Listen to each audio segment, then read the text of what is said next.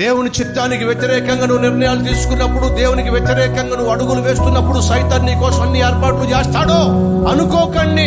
నేను దేవునికి వ్యతిరేకంగా చేస్తున్నా, అన్యాయంగా చేస్తున్నా, అన్యాయంగా జీవిస్తున్నా, అవినీతిగా సంపాదిస్తున్నా, అక్రమముగా జీవిస్తున్నా, నాకు ఆరోగ్యం బాగానే ఉంటుంది, జీతం ఎక్కడ ఆగిపోవటం లేదు, లాభాలు ఎక్కడ తరిగిపోవటం లేదు, మా ఆవిడ కూడా అనుమానించటం లేదు, ఎంత అన్యాయంగా జీవిస్తున్నా ఎవడో పట్టుకోవటం లేదు, అంతా నాకు కలిసి వస్తుంది అనుకుంటున్నావేమో. జాగ్రత్త, కాసేపు మాత్రమే నీకు కలిసి వచ్చే కాలం.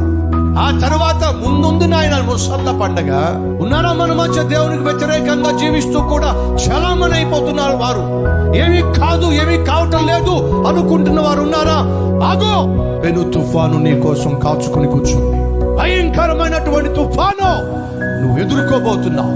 యోనా అనుకున్నాడు, అంతా నాకు కలిసి వస్తుంది అనుకున్నాడు, ఓడలోకి వెళ్ళిపోయాడు, చక్కగా భర్త దొరికింది, పడుకున్నాడు, ప్రశాంతంగా ఓడ వెళుతుంది.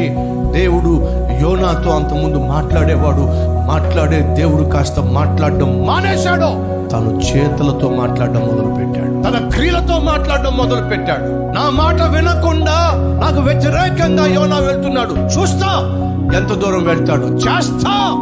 నేను చేయాల్సినటువంటి శాస్త్రి ఏమిటో దేవుడు యోనాతో మాటలతో మాట్లాడడం మానేసి చేతలతో మాట్లాడుతున్నాడు. మన మధ్య ఎవరైనా దేవుడు చెప్పింది ఒకటి, దేవుడు జీవించుకున్న జీవితం ఒకటి, నువ్వు బ్రతకాల్సినటువంటి బ్రతుకు ఒకటి, కానీ ఈ రోజు నువ్వు చేస్తుంది, చూస్తుంది, సంపాదిస్తుంది అంతా కూడా దేవుడికి వ్యతిరేకం.